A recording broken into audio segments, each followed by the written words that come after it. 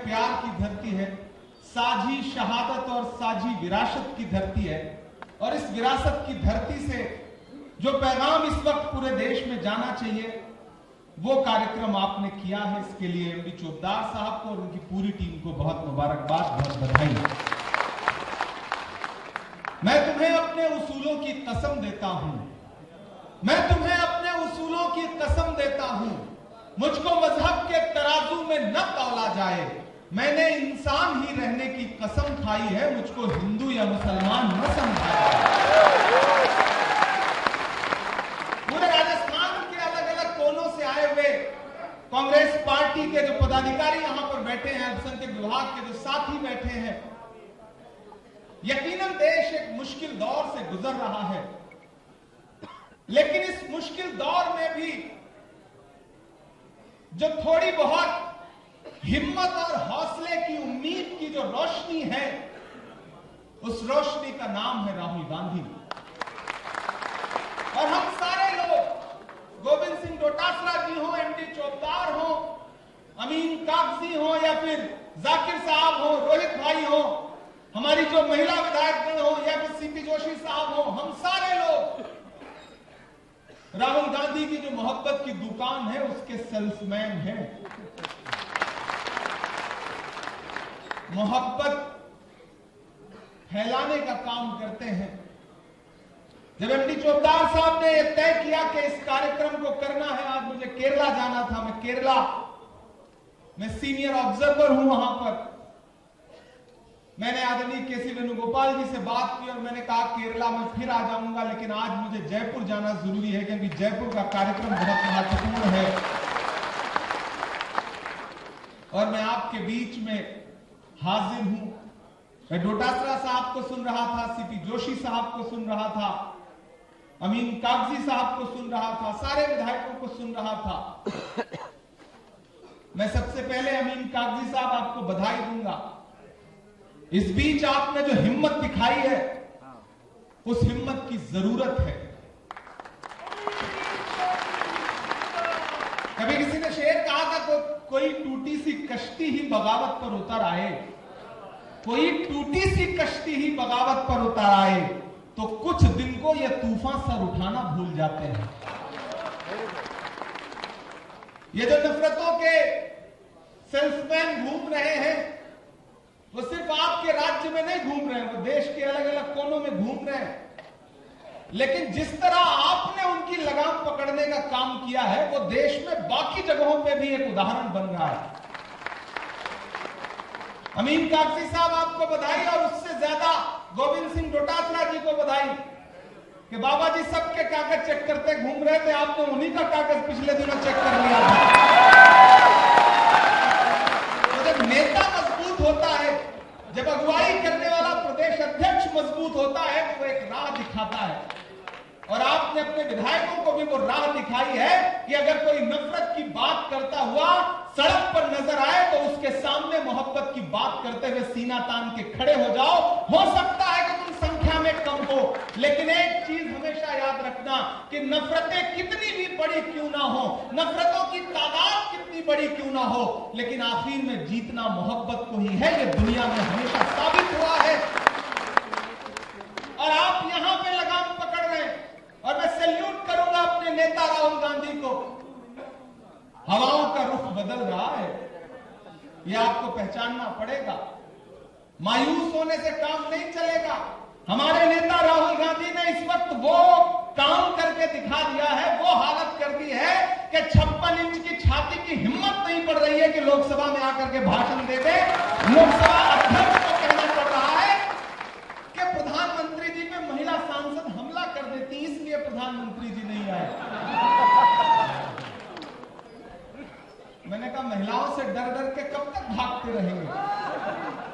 ये झूठे आरोप लगाना बंद करिए। हमसे मीडिया के एक साथी ने कहा कि आपकी महिला सांसद प्रधानमंत्री पे हमला कर देती। मैंने कहा भाई वो कौन से सूत्र हैं जिन्होंने लोकसभा अध्यक्ष जी को बताया कि महिला सांसद हमला करने जा रही है? आप कब से महिलाओं का मन पढ़ने लगे? आपको तो ये हुनर आता ही नहीं है।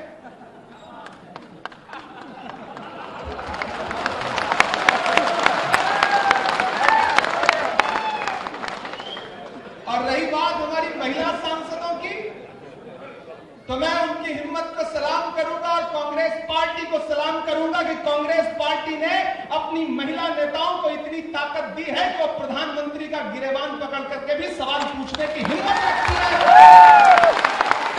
ये ताकत है लोकतंत्र की, ये ताकत है संविधान की कि हमारी महिला सांसद दलित समाज से आने वाली वर्षा गायकवाड़ जी हो या ज्योति मनी हो या फिर प्रतिभा धानोरकर हो, ये जब जा करके सत्ता पक्ष के सामने खड़ी हो गई तो प्रधानमंत्री जी ने संदेशा भिजवा दिया कि ना साहब मैं तो नहीं आ रहा, खतरा हो सकता है। मैंने कहा चलिए आप हमेशा मैदान छोड़ के भागे।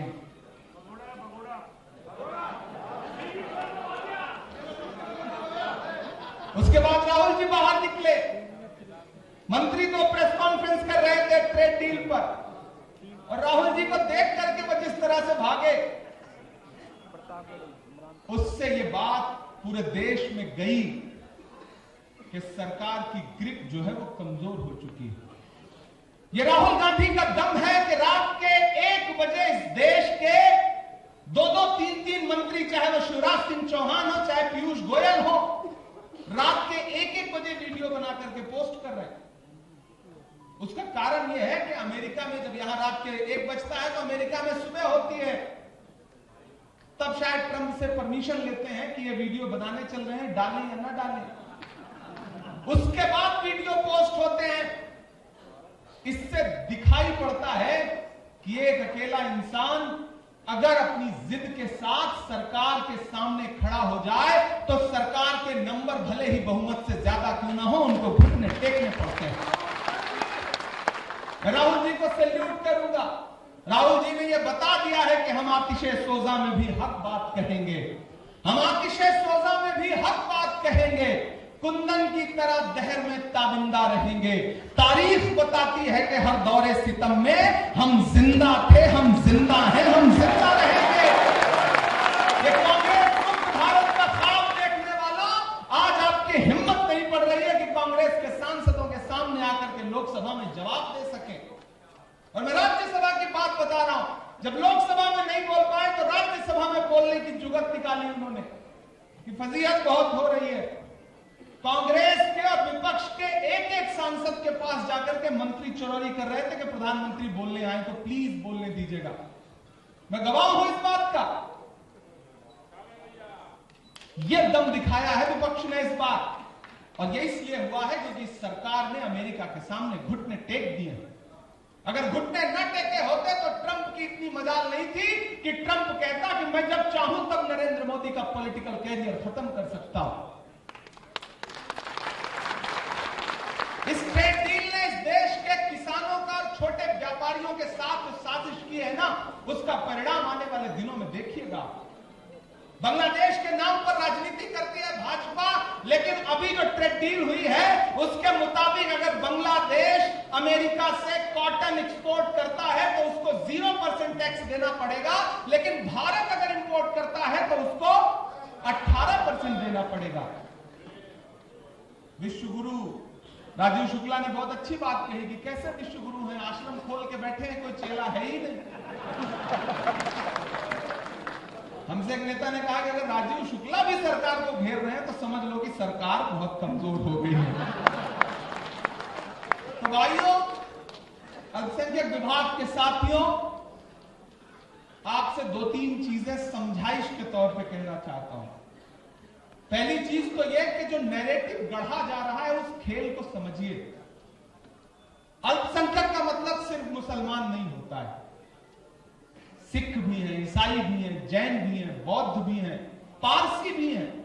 6 संप्रदाय समुदाय मिलकर के अल्पसंख्यक कहे जाते हैं इस देश में। और राजस्थान में पारसी समाज भले ना हो, बाकी 5 समाज अपना वजूद रखता है, अपनी अहमियत रखता है। इसलिए आप सारे लोगों को भाजपा के उस खेल से होशियार भी रहना है। अपना हक मांगिए, अपने हक के लिए लड़ाई लड़िए, लेकिन बाहरी चालों से होशियार भी रहिए। भाजपा जब जानती है कि उसका खेल गड़बड़ हो रहा है तो फिर वो अकेले नहीं लड़ती और भी दोस्तों को बुलाती है। आपको होशियार भी रहना है। मैं पूरे देश में उस लड़ाई को लड़ रहा हूं और आपसे भी चाहता हूं, आज अगर ये बीमारी आपके बीच में खड़ी है जयपुर में, तो कहीं ना कहीं जिम्मेदारी हमारी भी है। तुमने खुद अपने ही घर में किया है सुराख, अब कोई झांक रहा है तो शिकायत कैसी? गलतियां तो हमारी भी है। हमें ये जो नए झंडे पकड़ने का शौक है ना, नई सवारियां हम तलाशते रहते हैं ना, वो आपकी आने वाली नस्लों के लिए नुकसानदेह साबित होंगी। ये जो सोशल मीडिया पे एक अभियान चलाया जाता है कि कांग्रेस ने दिया क्या अल्पसंख्यकों को, और आप लाजवाब हो जाते हैं, आपको लगता है इसका जवाब क्या दूं? बहुत सारे जवाब हैं। अगर कोई भाजपा का पेड वर्कर मुसलमान नाम से फर्जी आईडी बना करके आपसे सवाल पूछे कि आखिर अल्पसंख्यकों को कांग्रेस ने दिया क्या, तो उनसे पार्टी ही है जिसने ज्ञानी जैल सिंह साहब को इस देश का राष्ट्रपति बनाया। वो कांग्रेस पार्टी ही है कि जब 1947 के बंटवारे के बाद लहू लहू मंजर था, तब कोई पंडित जवाहरलाल नेहरू आगे बढ़ता है और मौलाना आजाद को अपने सीने से लगाता है, उस देश का शिक्षा मंत्री बनाता है। वो कांग्रेस पार्टी ही है जिसने रफी अहमद किदवई साहब को इस देश का कृषि मंत्री बनाया। वो कांग्रेस पार्टी है जिसने सैयदा अनवरा तैमूर को असम का मुख्यमंत्री बनाया। वो कांग्रेस पार्टी है जिसने अब्दुल गफूर साहब को बिहार का मुख्यमंत्री बनाया। वो कांग्रेस पार्टी है जिसने अब्दुल रहमान अंतुले साहब को महाराष्ट्र जैसे राज्य का मुख्यमंत्री बनाया। वो कांग्रेस पार्टी है जिसने आजाद साहब को कश्मीर का मुख्यमंत्री बनाया, और वो कांग्रेस पार्टी है जिसने बरकतुल्लाह साहब को राजस्थान का मुख्यमंत्री बनाया। वो कांग्रेस पार्टी है जिसने ए.के. एंटनी साहब को इस देश का रक्षा मंत्री बनाया। वो कांग्रेस पार्टी है जिसने सलमान खुर्शीद साहब को इस देश का कानून मंत्री बनाया। अरे वो कांग्रेस पार्टी है जिसने एक दिन खामोश से रहने वाले डॉक्टर मनमोहन सिंह साहब का हाथ पकड़ा और उन्हें इस देश का प्रधानमंत्री बनाया। इसलिए जब कोई ये सवाल पूछे ना, तो उसको पलट के जवाब देना। और मैं इमरान प्रतापगढ़ी, जो आपके लिए पूरे देश में तमाम मुद्दों पर लड़ता रहता हूं, एक दिन राहुल गांधी जी ने मेरा हाथ पकड़ा जब लोग आपकी परछाई से दामन बचा रहे थे। ऐसे वक्त में राहुल गांधी जी ने मेरा हाथ पकड़ा और कहा, जिन मुद्दों को सड़क पर लड़ते हो, जाओ हिंदुस्तान की सबसे बड़ी पार्लियामेंट में बैठो और आवाज उठाओ। ये ताकत कांग्रेस पार्टी ने दी है। इसलिए अपने घर में अगर कोई शिकायत भी हो तो उसको घर में रह करके बंद कमरे में लड़ेंगे, लेकिन बाहर कोई भी नफरत की बात करने आएगा तो एक दूसरे का हाथ पकड़ करके उसके खिलाफ खड़े होंगे और अपना परिवार मजबूत करेंगे। यह एहसास जिंदा रखना है। आप सोचिए, कभी यहां अकलियतों के लोग बैठे, अल्पसंख्यक समाज के लोग बैठे, मैं आपसे पूछना चाहता हूं कि इस देश में नफरत का शिकार सबसे ज्यादा कौन है? हम है ना? आप है ना? आप है ना? कौन सी भीड़ कौन से चौराहे पे कौन सी ट्रेन में कैसा व्यवहार करेगी, यह बताना मुश्किल है। लेकिन ऐसे दौर में अगर एक इंसान खड़ा हुआ और उसने कहा, इस देश में जो नफरत का केरोसिन छिड़का गया है, मैं उसके खिलाफ कन्याकुमारी से कश्मीर तक 4000 किलोमीटर पैदल चलूंगा। अपने पैर के छालों की परवाह नहीं की उस इंसान ने।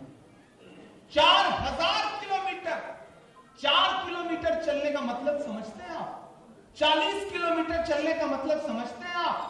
400 किलोमीटर चलने का मतलब समझते हैं आप?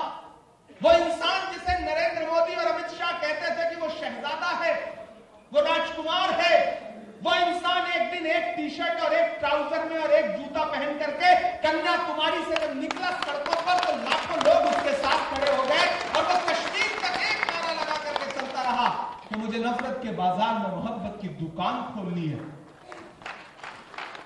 कभी सोचा है कि इस देश में नफरतें कम होंगी तो सुकून की सांस कौन लेगा? तो फिर उस इंसान का एहसान तो याद रखना पड़ेगा ना। कोई आएगा लच्छेदार तकरीरें करते हो और आप कहोगे नहीं नहीं भाईजान सही कह रहे हो। उनसे पूछना कि कभी 4 किलोमीटर इस देश में नफरत के खिलाफ खड़े हुए आप? चले हैं आप? लेकिन राहुल गांधी चले हैं। मैं चला हूं उनके साथ कंधे से कंधा मिला करके। मीडिया के साथी मुझसे कहते थे कि इमरान साहब राहुल गांधी के साथ कंधे से कंधा यहां मिलाकर चल रहे हैं, सांसद बाद में हैं, आप पहले शायर हैं, क्या कहेंगे? तब मैं कहता था कि जो हर जालिम से टकराएगी वो आंधी बनाऊंगा, जो हर जालिम से टकराएगी वो आंधी बनाऊंगा, नए अंग्रेज आए हैं, नया गांधी बनाऊंगा।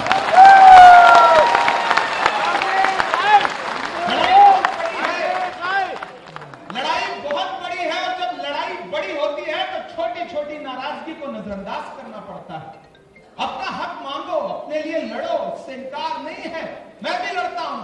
एक परिवार में अगर 10 लोग रह रहे हैं तो मनमुटाव भी होगा, लड़ाई भी होगी।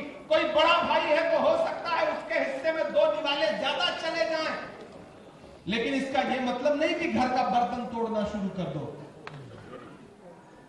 साथियों, ये बहुत लंबी तकरीर का वक्त नहीं है, बस आपसे यह कहना है कि एक अच्छा चेयरमैन आपको मिला है।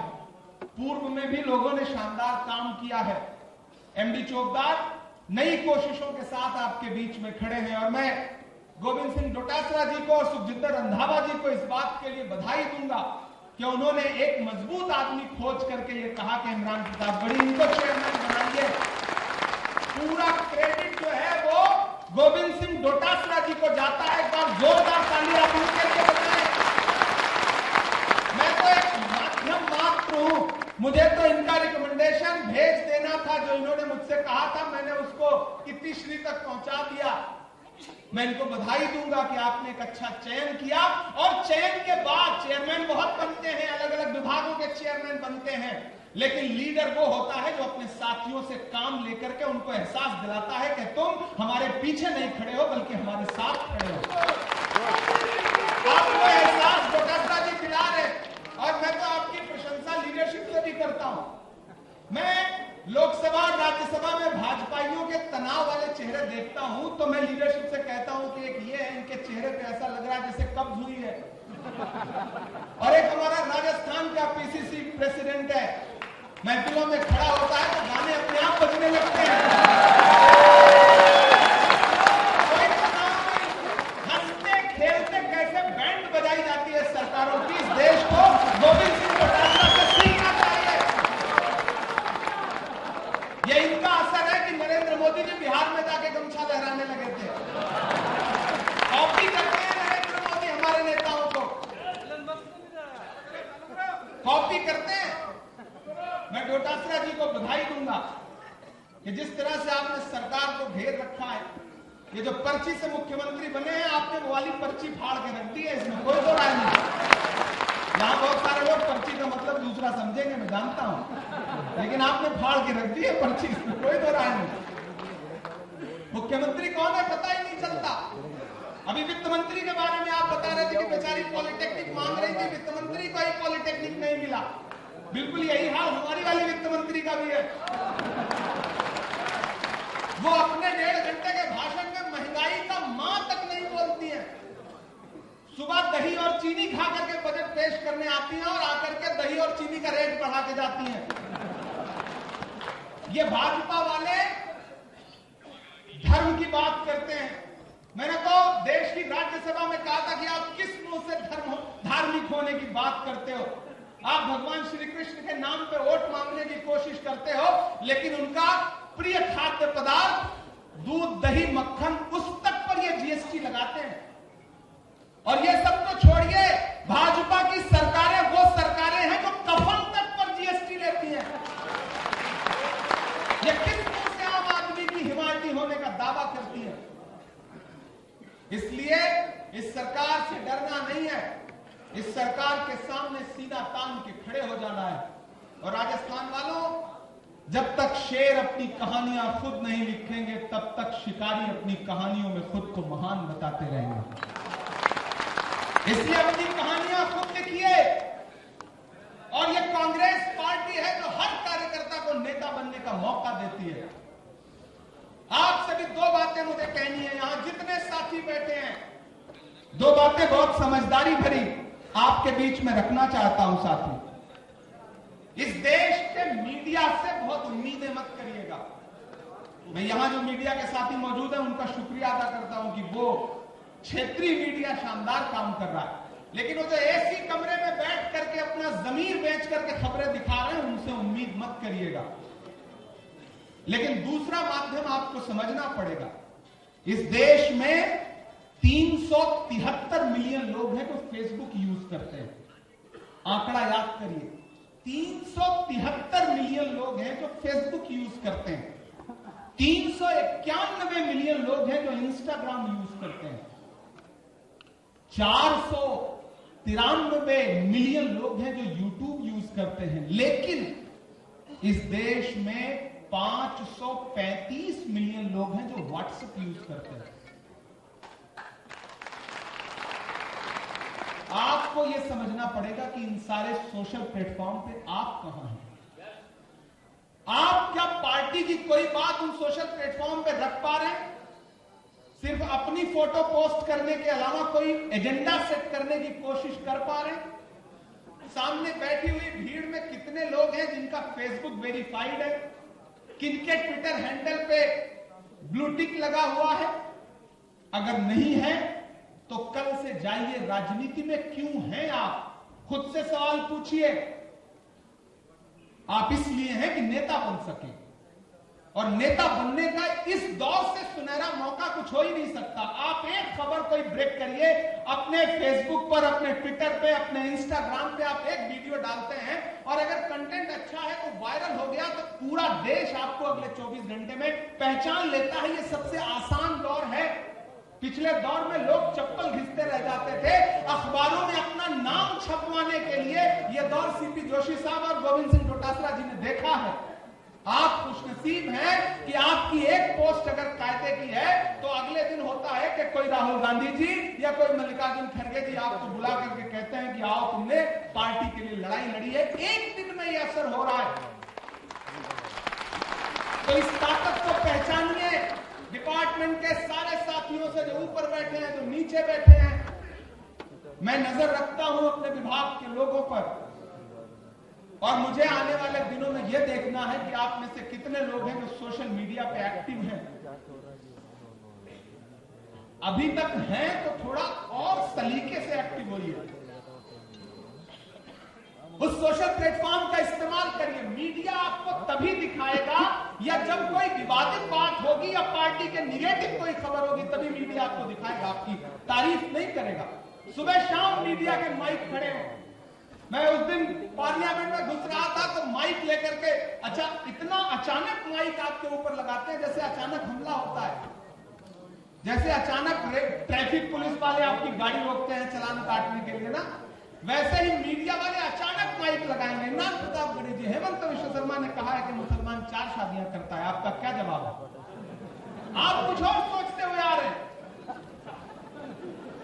एजेंडा समझना पड़ेगा। मेरे मुंह में माइक लगा दिया, मैं 30 सेकंड के लिए चुप रहा। फिर मैंने कहा, भाई मुझे इस देश में आज तक कोई भी ऐसा मुसलमान नहीं मिला जिसने 4 शादियां की। लेकिन मुझसे क्यों पूछ रहे हो? मैंने तो एक भी नहीं की। आपको एजेंडे को ध्वस्त करने वाला जवाब आना चाहिए। उस दिन सलमान खान आरएसएस के कार्यक्रम में गए, डोटासरा जी। सुबह सुबह मैं पहुंचा तो मीडिया वाले ने माइक लगा दिया, इमरान जी, सलमान खान आरएसएस के कार्यक्रम में क्या कहें गए, आप क्या कहेंगे? मैंने कहा, फिल्मी लोग हैं, ये अपनी फिल्में प्रमोट करने के लिए इस तरह के शोज में जाते रहते हैं, कपिल शर्मा के भी शो में जाते हैं। बस इतना बोल के मैं आगे बढ़ा तो उन्होंने कहा, भाई ये मैं कैसे चला पाऊंगा? तो मैंने कहा, मैं आपके चलाने वाली खबर थोड़ी दूंगा आपको। हमें भी पता है आप उनसे क्या सवाल पूछना चाहते हैं और आपको कौन सा जवाब चाहिए और आपका एजेंडा क्या है। इसलिए मीडिया के एजेंडे से 2 कदम आगे रह करके होशियारी के साथ, और आपको ज्यादा रहना है, क्योंकि कंधा आप बनते हैं भाजपा के लिए, वो कंधा नहीं बनना है। मैं अपनी 3 साल की देश की राज्यसभा की जिंदगी में यह कह सकता हूं कि आज तक भाजपा मेरा एक शब्द नहीं पकड़ पाई होगी जिसको विवादित बना सके। ये हुनर आपको सीखना पड़ेगा, आप सारे साथियों को। और नेता बनिए, ये नेता बनने का वक्त है। इतना शानदार अध्यक्ष है, इतना शानदार चेयरमैन है, और दिल्ली में बैठा हुआ इतना शानदार आपका नेता है राहुल गांधी। तो ये वक्त है नेता बनने का। नेता बनिए, अपने झंडे के साथ नेता बनिए। ये जो कांग्रेस पार्टी का झंडा है, कोई आपके बीच में एक अलग तरह का झंडा लेके आएगा, कोई हरा लेके आएगा, कोई केसरिया लेके आएगा, लेकिन सिर्फ कांग्रेस है जो ऐसा झंडा लेके आपके बीच में आती है जो तिरंगे का रंग है, जिसमें 3 रंग हैं। इसलिए साथियों, ये अच्छा वक्त है। पूरे अल्पसंख्यक विभाग को बहुत बधाई देता हूं। एक चीज याद रखिए, जिंदा रहना है तो हर सांस हुकूमत से न मांग, अस्ल मुंसिफ है खुदा रहम अदालत से न मांग, और जिंदगी भीख अगर है तो न मिलना बेहतर, और अगर हक है तो फिर इतनी शराफत से न मांग। और ये जो बुलडोजर लेकर के घूम रहे हैं, इनसे डरिए मत। मैं जब दिल्ली में चारों तरफ गुजरता हूं तो मैं देखता हूं कि जिन्होंने 50-50 साल देश पे हुकूमतें की, आज उनकी कब्रों पर चिराग जलाने वाले लोग मौजूद नहीं है। क्या लेकर के आए थे और क्या लेकर के जाओगे? सब यही रह जाएगा। अगर किसी को यह लगता है कि तुम्हारे सर की छत छीन करके उसने बहुत बड़ा काम कर दिया, तो नहीं, उसने बड़ा काम नहीं किया है, उसने खुद को जलील किया है, संविधान को कुचला है। आप संविधान के सिपाही हैं, लड़ते रहिए। इतिहास में सब कुछ दर्ज हो रहा है, भले ही पढ़ा आज ना जा रहा हो। एक इतिहास लिखा जा रहा है जो नफरत का इतिहास है, जो आने वाले 50 साल बाद जरूर पढ़ा जाएगा। इसलिए हौसला और हिम्मत रखिए, डरिए मत। हमारा नेता कहता है राहुल गांधी की डरो मत। अब तो नरेंद्र मोदी से भी हमारा नेता कह रहा है कि डरो मत, लेकिन वो डर रहे हैं क्योंकि उनको पता है। मैंने पार्लियामेंट में कहा था कि जो पीढ़ी अपने बुजुर्गों को गाली देती है उसके साथ प्रकृति न्याय करती है। नरेंद्र मोदी के 2-2 कौड़ी के नेता पंडित जवाहरलाल नेहरू जी को गाली देते हैं, इंदिरा गांधी जी को गाली देते हैं। मैंने पार्लियामेंट में खड़े होकर कहा था कि आप उस नेहरू को गाली देते हैं जो 1000 दिन से ज्यादा इस देश के स्वतंत्रता संग्राम की लड़ाई लड़ता हुआ जेल में बंद रहा। आपकी हैसियत नहीं है कि आप नेहरू और इंदिरा जी का कद छोटा कर पाए। अरे नेहरू वो नाम है, पंडित जवाहरलाल नेहरू वो शख्सियत है कि उनका नाम आइंस्टीन के साथ लिया जाता है और आपका नाम एप्स्टीन के साथ लिया जाता है।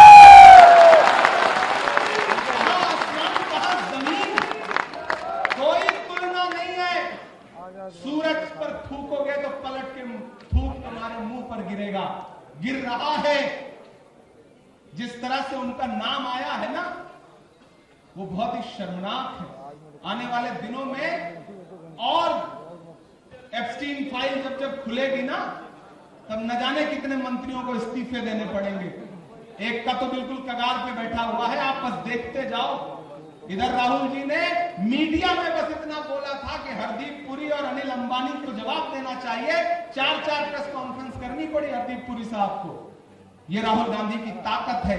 तो दोस्तों, आपसे ज्यादा कुछ नहीं कहना, बस इतना कहना है कि ये पैगाम मोहब्बत है। हाँ ठीक, हाँ मैं सुना दूंगा। ये जो सद्भावना सम्मेलन है, अच्छा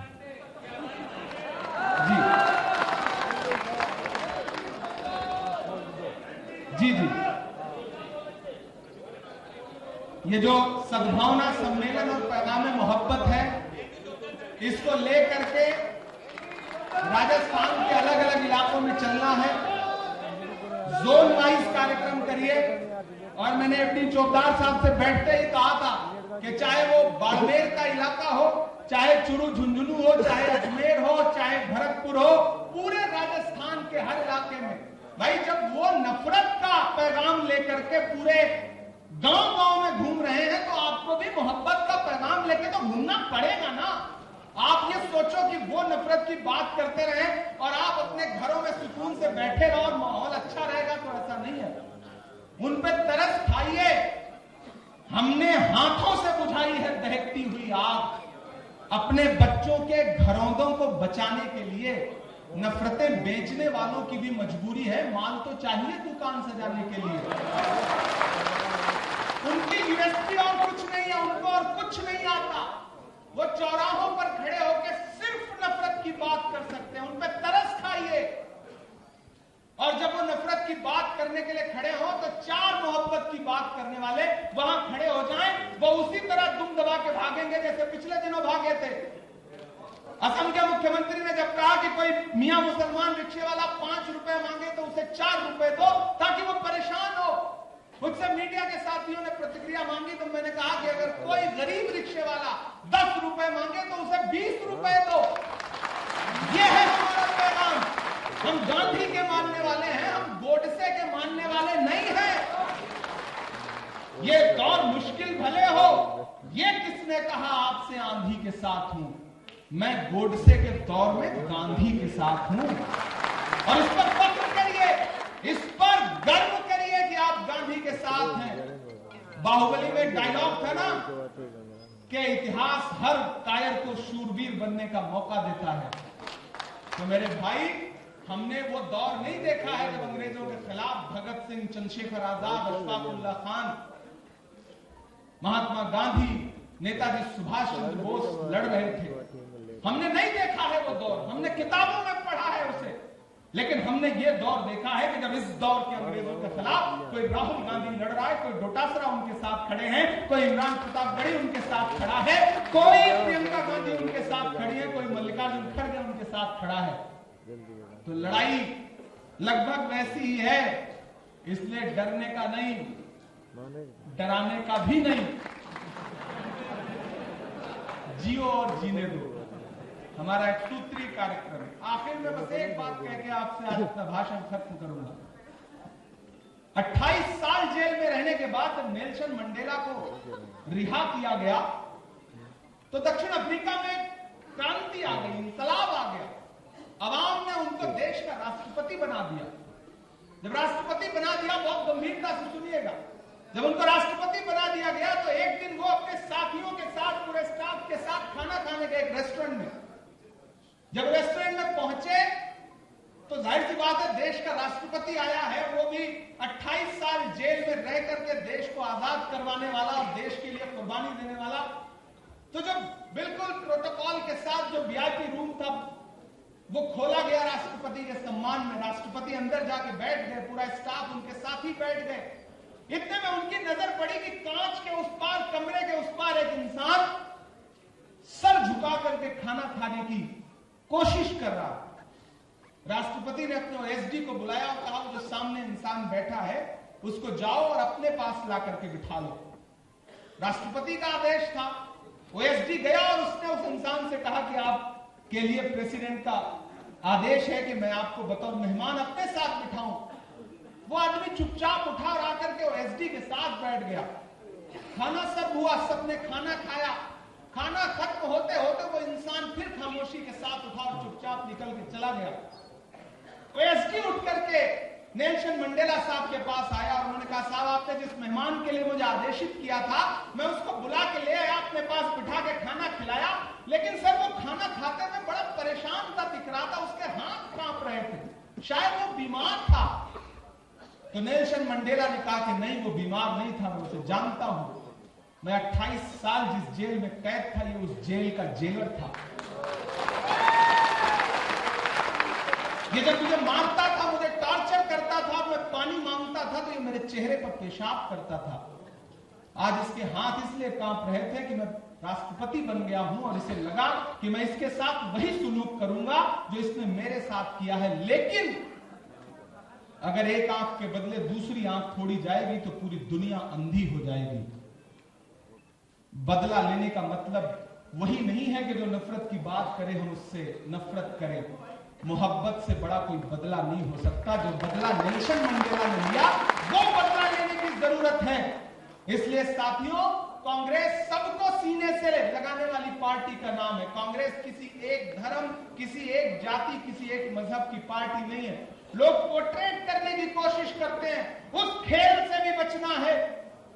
हमारा नेता सबके लिए बात करता है, हमारी पार्टी सबके लिए बात करती है। हमारी पार्टी वो पार्टी है कि गुलबर्गा की गलियों से निकल करके आने वाले दलित समाज के एक बेटे को कांग्रेस पार्टी का राष्ट्रीय अध्यक्ष बनाया। और मैंने अपनी आंखों से देखा है कि राहुल गांधी जी तब तक कुर्सी पर बैठते नहीं जब तक मल्लिकार्जुन खड़गे जी बैठ नहीं जाते। मैंने अपनी आंखों से देखा है कि मैडम सोनिया गांधी तब तक गेट के बाहर उनका इंतजार करती है जब तक वो अपनी गाड़ी से निकल करके बाहर नहीं आ जाते। तो मेरे भाई, ये कांग्रेस पार्टी है जो सबको सम्मान देती है। इसलिए एकजुट रहिए, एक साथ रहिए और अल्पसंख्यक समाज के साथियों, प्यार मोहब्बत के साथ साथ राजनीति के साथ साथ सिर्फ और सिर्फ एक चीज पे ध्यान दीजिए, अपने बच्चों की तालीम पर। वो सबसे जरूरी चीज है। पहले तालीम से तुम मोड़ दिए जाओगे, फिर किसी जुर्म से तुम जोड़ दिए जाओगे। हाथ से हाथ की जंजीर बनाकर निकलो, वरना धागे की तरह तोड़ दिए जाओगे। ये ख्याल करते रहे। अल्पसंख्यक विभाग इस कार्यक्रम को लेकर के बाकी क्षेत्रों में भी चले और मुझे जब भी आमंत्रण मिलेगा, मुझे जब भी आवाज दी जाएगी, वो अल्पसंख्यक विभाग का कार्यक्रम हो, दलित विभाग का कार्यक्रम हो, ओबीसी विभाग का कार्यक्रम हो, आदिवासी विभाग का कार्यक्रम हो, महिला डिपार्टमेंट का कार्यक्रम हो, जब भी राजस्थान मुझे आवाज देगा, ये वो धरती है, ये वीरों की धरती है। ये किसी को बुलाए तो उसके लिए गर्व की बात होती है। मैं यहां आना हमेशा गर्व के साथ कबूल करता हूं, मैं हमेशा आता रहूंगा।